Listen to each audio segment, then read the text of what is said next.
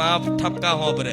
આજના માણસો જેમ પહેલાના ગઈડ્યા મેણા મારી મારીને મારીને માતા જોડે કોમ કરાવતા, અમુક ધૂણતા કોઈ ધૂણતો હોય કોઈ દીકરો તેને મેણા મારે ચોથી આ મોડા મગ ભર્યા છે બોલ ને આમ ને તેમ ને વાત કરવાની કોઈ સભ્યતા નહીં. ચોથી માતાઓ જવાબ આલે. મારા દીકરાને કોઈ હમણાં આવીને એવું કે મોડા મગ ભર્યા બોલ ને ચોથી માતા તું નવરી સુધા આવું એમ આ શું ખોટું? કોઈને વાત કરવાની સભ્યતા નથી. અને એ બધું જોઈ આજના માણસો બધું ચાલુ કર્યું. કોઈ દીકરો ઘરમાં નાનો દીકરો ધૂળ્યો હોય ને તો એના ચેટલાય મેણા મારે. તું ચામુંડ માતા હોય તો બોલ હેડ. મતલબ જેટલી જાતના મેણા મારે. પણ માતા બચારી બોલવું હોય, કોઈના કોઠે આવે એને કહેવું હોય, એક સંદેશો આપવો હોય, પણ આયા પેલા તો આવા મેણા મારતી હોય આટલી વસ્તી ચોથી માતાઓ હાથમાં આવે. મને માતાને બિરાજમાન કરીને મારી વસ્તી કોઈ પ્રમાણ નહીં માગ્યું મારી તું મારા ઘેર બેઠી હોય ને તો અમારું ભલું થઈ જાય તો હાચુક તું અમારા ઘેર બેઠી, એવું નહીં કીધું કે સોદોય નહીં કર્યો કે માં અમે તને બેહાડીશું તું અમારું ભલું કરજે. બસ ખાલી કીધું હું જાગૃત થઈશું, તમારી બાપ દાદાની પેઢીની માતા મને અપનાઈ લો. કોઈ પ્રશ્ન કર્યા વગર, કોઈ પ્રમાણ માગ્યા વગર, કોઈ સુખની આશા કર્યા વગર બસ મારા દીકરાએ મારી વસ્તી બધા ભેગા થઈને બિરાજમાન કરીને મને મારા વધામણા કરીને સ્થાપના કરી દીધી. અને મને ભાવ ભક્તિ જ આલી. ભાવ ભક્તિ જ આલી. ભાવ ભક્તિ આલ્યા પછી 3-4 વર્ષ સુધી તો એમને ચપ્પલ નતા રવા દીધા. તોય મારા દીકરાએ કોઈ મેણું નહીં માર્યું. તારે આવી માતા એના કોઠે બોલે છે આટલું સત્ય છે. કેમ પરીક્ષા કસોટીથી પાર પડ્યા? આ તો સેજ ભક્તિ કરી નહીં, સેજ દુખાયું નહીં, માતા મેલો દુખાર મેલડી ખોટી. આ ખોટી એટલે તારા કહેવાથી થોડી ખોટી થઈ જાય. આ શું ખોટું? અમુક કોઈ દીકરી આવક માંડી મારા પતિને કેન્સર છે, કઈક બતાવો ને માર્ગદર્શન. તો કદાચ બતાવું દયા ખાઈને કેન્સર છે તો એના કેન્સર તો એના કર્મોથી થયું છે, પણ લાય એની પર દયા કરીને કદાચ કંઈક બતાવું. હું કામ ના કરી શકું, કદાચ કોઈ દેવદૂત હોય ઘરનું, કોઈ માતા હોય, કોઈનો ગુનો પડ્યો હોય, એવું હોય તો એનું કામ ના કરી શકું. કદાચ તું માર્ગદર્શન આલું કે જો તારા ઘેર એક મેરડી માનો દીવો તું કર. શું મેરડી માનો દીવો કર? ચલો રામ ભગવાનની વાત ખાલી કહું, ત્યાં તાર પતિનું કેન્સર મટાડવા માટે તું રામ ભગવાનનો દીવો કાલથી ચાલુ કરી દે, તારા પતિનું કેન્સર મટી જશે. અને ઘેર રામ ભગવાનનો દીવો ચાલુ કર્યો અને ધીરે ધીરે ધીરે ધીરે ધીરે એ કેન્સરમાં મતલબ સુધાર થવા લાગ્યો અને કેન્સર બિલકુલ 15 દાડામાં મતલબ રિપોર્ટ નોર્મલ આવે મટી ગયું. બરોબર. હવે એનો પતિ જીવ્યો બીજા 4 મહિના 6 મહિના. શું 6 મહિના? 6 મહિના પછી એનો પતિનું એક્સિડન્ટ થઈ મૃત્યુ થઈ ગયું. શું મૃત્યુ થઈ ગયું? તો એ શું કરે? ઘેર જાય અને રામ ભગવાનના જે નદી પધરાયા, મારો પતિ જ નહીં રહ્યો તો રામનો શું કામ રાખવું? આવી ભક્તિ હોય અમુક. આ શું ખોટું? સારું થઈ જાય ત્યારે ભગવાન સાચા, અને કઈક નુકસાન આવ્યું, કઈક કોકની મૃત્યુ થઈ ગયું એટલે કે માતા ભગવાન ખોટા. આ તો બધો વિધાન છે, વેઠવો પડે. તમારા પતિને કેન્સર થયું હોય, કોઈ રોગ થયો હોય તો એના કર્મો અનુસાર છે. તમને કઈક રોગ છે તમારા કર્મો અનુસાર છે. એમાં કોઈ બીજાનું કશું હોતું, એમાંથી કોઈ માતાજી કોઈ ભગવાનનો કોઈ દોષ હોતો નથી. આ વાતનો સ્વીકારો તો માને વાલું લાગે કે સ્વીકારે છે, કબૂલ હશે ગુનો. ચોરી કરી હોય પોલીસ સ્ટેશન લઈ પકડી જાય તમને, કબૂલો નહીં. પેલા પૂછે ચોરી કરી તો કે ના, દંડો પડે તો કે ના, બીજો દંડો પડે તો કે ના. પછી એવા દંડા પડે પછી શું કે હા હા સાહેબ ચોરી કરી. જેવું કબૂલ તોથી દંડા પડવાનું બંધ થઈ જાય ને. ભાઈ જેને કાયદેસર જે ગુનો કર્યો એને પ્રમાણ જે સજા દંડ થવાનો હોય એ દંડ જ, બાકી વધના દંડા વેઠવા પડે. શું વધના દંડા વેઠવા પડે? તો આજે જીવનમાં વધના દંડા ના ખાવા હોય. વધના મતલબ વધના ખાવા છે, એક્સ્ટ્રા ખાવશો તમે. કેમ ખાવશો? કે પોતાના કર્મોનો દોષ નહીં આવતા, પોતાની જાતના દોષ નહીં આવતા, દોષ આલે છે કોઈ માતાજીને, દોષ આલે છે ગ્રહોને, દોષ આલે છે કોઈ ભૂત પ્રેતને, દોષ આલે છે કોઈ મૂઠચોટ વિદ્યાને, દોષ આલે છે કોઈ વ્યક્તિને, દોષ આલે છે કોઈ વસ્તુને. પણ તમને કોઈ બી વસ્તુ હેરાન કરે છે, પરેશાન કરે છે, તમને એવું લાગે છે કે આ વ્યક્તિ કે આ માતા કે આ દેવ મને નડે છે, તો વ્યક્તિ નડતો હોય કે માતા નડતી હોય કે કોઈ ગ્રહો નડતા હોય, તો એ વ્યક્તિ માતા કે ગ્રહોમાં એ કોઈ વસ્તુ નડતી નહીં. તમને તમારા કર્મો જ નડે. એ ગમે તેને નિમિત્ત બનાવીને નડાવડાવે, એ કર્મનો સિદ્ધાંત છે. આ શું ખોટું?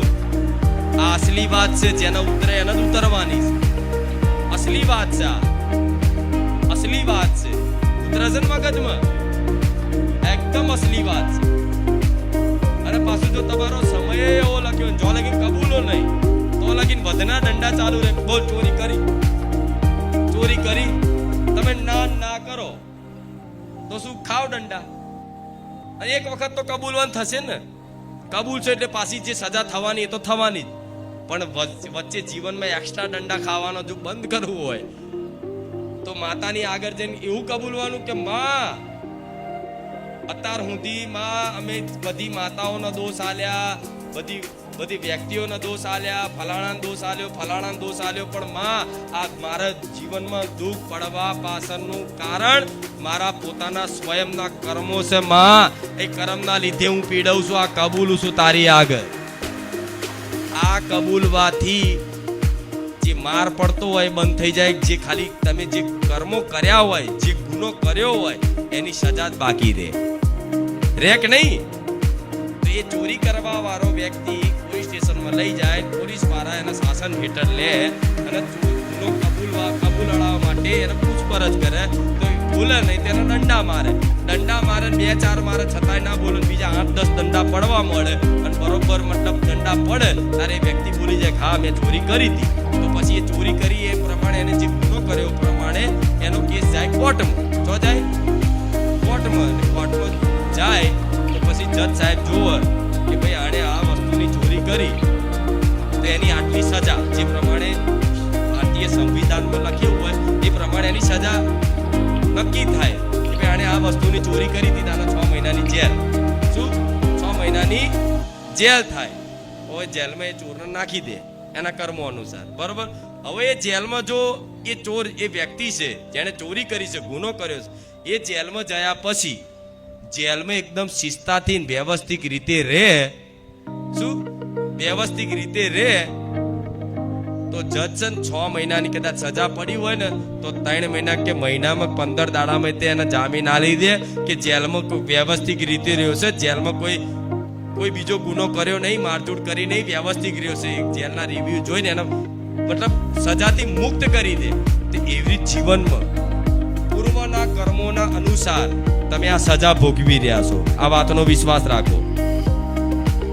શું આ મારો ભગવાન મન માતાને બોલાડે છે? શું પૂર્વના કર્મોના અનુસાર હાલ વર્તમાનમાં જે બી દુઃખ છે એની સજા ભોગવી રહ્યા છો.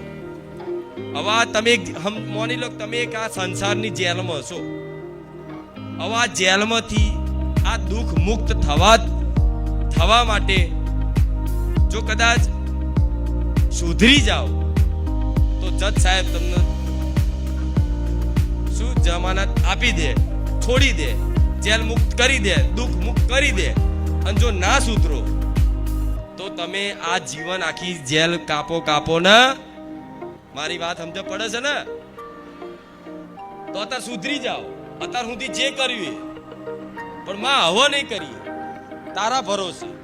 હે રામ, હવે અમારે ખોટું કરવું, બસ હવે તમારા શરણે તમારી ભક્તિ કરવી છે. અત્યાર સુધી જે ખોટું થયું છે એની માફી માંગો, એનો પશ્ચાતાપ કરો અને રામ નામ જપ કરો અને બસ કબૂલો રોજ કે અત્યાર સુધી બહુ ખોટું થયું પણ હવે કરવું, સુધરી જવું. સુધરી જાઓ તો ભગવાન માતાજીને દયા. મારો ભગવાન એટલે કોણ છે? મોટા રાષ્ટ્રપતિ, મોટા જજ કે મોટા જ ને. ન્યાય વિધાન એમના હાથમાં છે, કાયદા કાનૂન બનાવનાર છે. ન્યાય વિધાન એમના હાથમાં છે. તો તમે સુધરી જાઓ તો હું તમારું જીવનનો રિપોર્ટ કાઢી વકીલ બની અને મારા ભગવાનને કહું, જો અત્યાર સુધી ભગવાન એને આટલું બધું ખરાબ કર્યું, પણ મારા ધામમાં આવ્યા પછી મારી વાત સાંભળીને જીવનમાં અમલ કરી અને આજે એ પહેલા બેમાની કરતો, ચોરી કરતો, ચીટિંગ કરતો, આડાવડા વ્યસનો ધંધા કરતો, માંસ મટન ખાતો, પણ મારા ધામમાં આજે આવી અને આજે સુધરી ગયો છે. જોઈ લો, મારા ભગવાન મારા ધામમાં આવીને આટલો મેં સુધાર્યો છે. હવે એને જલ્દી દુઃખ મુક્ત કરી દો. હા, શું ખોટું?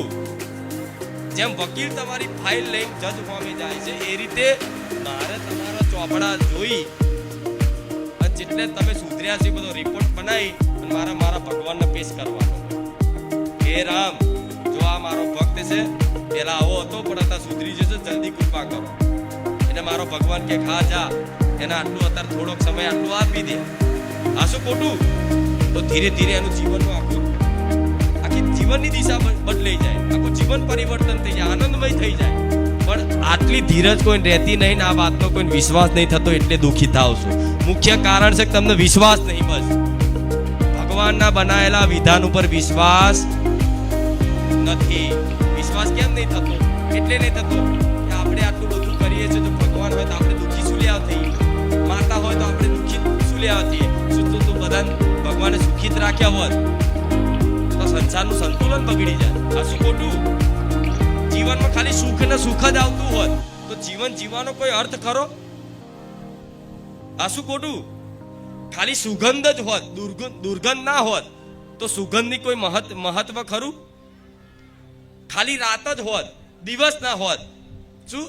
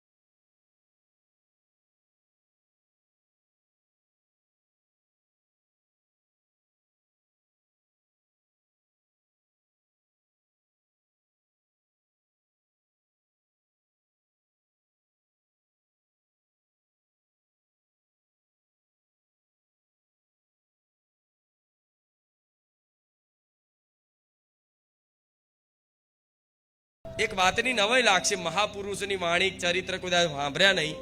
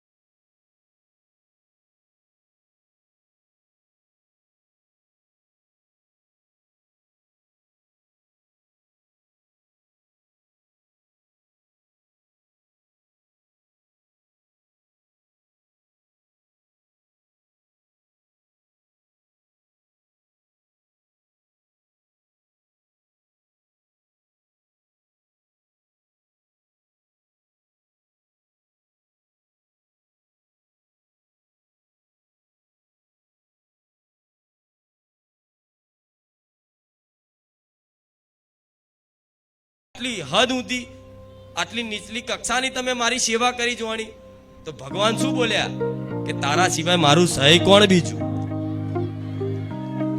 વિચારો, આ ભક્તિ કહેવાય. આ વાત કોઈ નહીં મોન્યામાં આવે, પણ આ હું કઈ સોલંકી પેઢી ઘરનું નહીં કહેતી. આ ચરિત્ર લખેલા છે મહાપુરુષોના. આ ચરિત્રોમાં વર્ણન છે, શાસ્ત્રો, વેદો, પુરાણો જે લખાયા છે, ગ્રંથો, મહાપુરુષોની વાણીમાં બધું આ બિરાજમાન, મતલબ અનુભવ લખાયા છે. એ અનુભવના આધારે કહું છું તમને કે આવા સંત મહાત્મા ભક્તો થઈ ગયા કે એમના જીવનમાં કોઈની આશા ના રાખી, પણ ભગવાન ક્યારે એમનો સાથ નહીં છોડ્યો. પણ આવો વિશ્વાસ કોને થાય આ જમાના? કોને થાય? ઓ લો, તમારું શરીર તો હાજુ છે. શું શરીર તો હાજુ છે, છતાંય તમને એવું થાય તો ભગવાનનો આભાર માનો. ભગવાન તમારી કૃપા છે કે આ શરીર હારું છે, અમારું હાજુ છે. તો હું તમને એવું નહીં કહું કે તમે બીમાર પડો કે તમને કઈ રોગ થાય, પણ જીવનમાં જે થવાનું છે તો થવાનું જ છે. શું જે થવાનું એ થવાનું જ છે. આ વાત નહીં મોનો કે જેમ કરો ગણો એ, પણ જે થવાનું છે થવાનું. કાલ કોણે જોઈ છે? શી ખબર કાલ તમારું મૃત્યુ આવી જાય નજીક. બધાની અલગ. હું તો કહું મારો ભગવાન મારા ધામમાં આવનારા ભક્તોના બધા 100 વર્ષનું પૂરું આયુષ્ય હાલે. હું તો એવી ઈચ્છા કરું છું, એવા આશીર્વાદ આલું છું. પણ સમય જેનો પાકે તરત એની ટિકિટ તૈયાર જ હોય, તરત જતા રે. વારે લાગે કહેવાય રે નહીં. તો આ વાતનો વિશ્વાસ રાખીને રોજ મૃત્યુને યાદ કરશો કે મારે એકવાર જવાનું, તો ઘણા બધા પાપો ઓછા થઈ જશે. કે મારે જવાનું છે તો સુલિયાવા જમીન હાથર લડું, મારે જવાનું છે તો સુલિયાવા ઘર હાથર લડું, મારે જવાનું છે તો સુલિયાવા દાગીના હાથર લડું, મારે જવાનું છે તો હું સુલિયાવા કોઈના હક હાથર લડું. અરે જેને જે કહેવું જે બોલવું જે લઈ જવું લઈ જાઓ. તું નહીં રહેવાનો ને હું નહીં રહેવાનો. પણ સુલિયાવા આપણે મતલબ મારું તારું કરીને કોકની જોડે મતલબ ઝઘડા કરીને કદાચ કોઈ નવા ગુના કરીએ, કોઈ પાપ કરીએ, આ શું ખોટું? જે જતું કરવાની ભાવના રાખે ને એને મારા જેવી માતા મળે છે, નહીં તો નહીં મળતી. શું જતું કરે? કોઈ બોલી જાય જતું કર, હાલ જા, કોઈ વાંધો નહીં. તું બોલી જો જા, કોઈ વાંધો નહીં, જા ખુશ રહે. તું મારું લઈ જો જા, લઈ જા જા. આ તો પણ શું હકની કોઈ 10 રૂપિયા વધારે લઈ જાય તો છોડે નહીં માણસ. મારો દીકરો કોઈ દાડો મતલબ પૈસા ના હોય કોઈ પકડે ને લૂંટવા તો એ ખાલી હાથે જવું પડે. ના હોય પૈસા, ક્યારેય ના હોય. કદાચ ક્યાંક ભૂલથી કંઈક વસ્તુ એને લાવવાની, કદાચ ખીચામાં 100-200 રૂપિયા 300 રૂપિયા ક્યાંક નાખ્યા હોય તો કંઈક વસ્તુ લે, કદાચ અયોધ્યા જાય, વૃંદાવન જાય. જો કે મારા દીકરાનું મોકલું શું અયોધ્યા વૃંદાવન, પણ તમને ખબર ના હોય. મારો દીકરો બધા ફોટા પાડીને બતાવે ને કે જો મારી અયોધ્યા છે. આ શું ખોટું? મારી અયોધ્યા જઈને આયા, વૃંદાવન જઈને આયા, જેટલાય મોટા મોટા ધામમાં કાશી બધે જઈને આયા. પણ ત્યાં જાય તો મતલબ પૈસાની મતલબ જરૂર પડે ને ખીચાવ. તે કંઈક વસ્તુ લે ને તો સામે વાળો છેતરે. પૈસા ભૂલવાડે કાં કોઈ કંઈક વસ્તુ વધારે કિંમત કે છેતરવાનું કરે. પણ એના જોડે હું કાર મેળવી હોય, શું એને ખબર ના પાડું? હું કોક દીકરા તને છેતરે છે, હાલ દે 20 રૂપિયા વધારે. તો એ છેતરતો હોય 50 રૂપિયા, અને મારા દીકરા જો હું 70 રૂપિયા વધારે 20 રૂપિયા લાવું, તો એ વિચાર કરે કે હારું આ ચેવો માણસ છું, 50 રૂપિયા ઘાપચી મારું છું, 20 વધારે હાલે. એવું સમજે કે આ મૂર્ખો છે, પણ ખરેખર મૂર્ખો તો એ કહેવાય. આ શું ખોટું? એટલે આવી વસ્તુ છે. આવું જતું કરવાની ભાવના રાખો. કોક મૂર્ખા બનાવો ને, હસતા હસતા બની જવાનો. મારે હમું જોઈને હસવાનું, મારી આ મને મૂર્ખો સમજે છે, પણ છતાંય લે હું મૂર્ખો બની જાઉં એનો મજાક કરી નાખું. હું મૂર્ખો બની એનો મજાક કરી નાખું. આવડત છે તમારા? આવડત આવી જોઈએ. મૂર્ખો બનાવ, ઉલ્લુ બનાવ કરે તો આપણે ઉલ્લુ બની નહીં તે એનો ઉલ્લુ બનાવી જોઈએ. આ જે દેવી શક્તિનો સંગ કર્યો હોય ને, એ 24 કલાક માં જોડી રહેતી અનુભૂતિ થતી હોય ને, એના આ બધી લીલાઓ થાય. આ શું ખોટું? તમારા 5 રૂપિયા વધારે લઈ જાય ને, કદાચ ઈમાનદારીના નીતિના હોય, માતાજીના ભરોસે જીવન જેણે રાખે, 5 રૂપિયા કદાચ તમારા કોઈ ચોરી કરીને લઈ જાય ને, એના 5ના 500 રૂપિયા નુકસાન વેઠવું પડે. સત્ય છે. પણ ક્યારે? ચોરીના ના હોય, બેમાનીના ના હોય, ચીટિંગના ના હોય, અનીતિના ના હોય, ત્યારે આ તો 500 રૂપિયા પડી ગયા, મારા 500 પડી ગયા. જેને મળે ને એને માં જોજે તું. અને હવે પડી જાય જેના નસીબના હતા, તમારે પડવાના લખ્યા હતા એટલે પડ્યા. નકામ જાહેરમાં મેલો નહીં જવાના હોય નહીં જ જાય. આ સત્ય છે. જવાના હશે તો ઘેર ગમે તેવી મોટી લોકર આમ મોટી આવડી મોટી ચાવી હશે, ચાવી મારી લોક મારીને તિજોરી ભર્યા હશે ને, તો કદાચ જવાના હશે. પ્રારબ્ધમાં લખ્યું જ હશે, બરોબર? તો તમારો ઘેર તમારો દીકરો ગમે તે મગજમાં પ્રારબ્ધિક કર્મ વસી એ દીકરાના ચોરીની ભાવના કરાઈ અને એ દીકરો ઘેર ચોરી કરશે. આજ કઈક આ જમાનામાં સમયગાળામાં બધું થતું હોય થાય છે ને. દીકરો 5000 ની કાપચી માર લે છે, 500 રૂપિયાની કાપચી માર લે છે. એ જવાના હોય તો જશે જ. એના કરતા ભગવાન માતાજીને ભરોસો રાખીને જીવન જીવશો ને, એવો આનંદ આવશે, એવો આનંદ. નુકસાન થશે ને તોય હસતા રહેશો, કઈક દુઃખ આવ્યું ને તોય હસતા રહેશો. આ નવાઈ લાગે એટલે જ કહું છું, દુઃખમાં તે હસતા રાખું એ મારી કૃપા છે. દુઃખમય આનંદમય. આહા, મારી દુઃખ આવ્યું તો તમને બીક જ ના લાગે. દુઃખ આવ્યું તો તમને વિશ્વાસ છે કે મારી માં મારી જોડે છે. આ બહુ ઊંચી સ્થિતિની વાત કરું છું માતા, પણ આવું થઈ શકે છે, થઈ શકે છે. એક વખત રોજ વિચાર કરવાનો કે મારે આજે ને કાલે મરવાનું છે, તો હું શું લેવા હાય હાય કરું. દીકરા દીકરીઓ છે તો એમના માટે મતલબ જે થતું હોય તમારું ફરજ, કર્તવ્ય, તમારું ધર્મ બને છે. માતા પિતાને પોતાની સંતાનનું ભવિષ્ય ઉજ્જવળ બનાવવાનું એ માતા પિતાનું કર્તવ્ય બને છે. અને માતા પિતાને પોતાની સંતાન પ્રત્યે પ્રેમ ભાવ હોય છે કે મારા દીકરાનું કંઈક ભણી ગણીને એનું ભવિષ્ય ઉજ્જવળ કરું, એને ક્યાંક જીવનમાં સેટ કરી દો, પછી મારે શાંતિ. એવી ચિંતા દરેક માતા પિતાને હોય છે ને, હું એવું કરવી જોઈએ ચિંતા. પણ તમે ચિંતા મૂકીને એમને ભણાવો ગણાવો, તમારા મહેનતમાં ધોન આલો, ચિંતા ના કરશો કે મારા દીકરાનું શું થશે. જો દીકરા સહિત મને માતાને સમર્પિત કરી દીધું છે ને આખું પરિવાર, તો તમે મહેનત કરશો, તમારા દીકરાને તમે જે ધારશો એ બનાવી શકશો.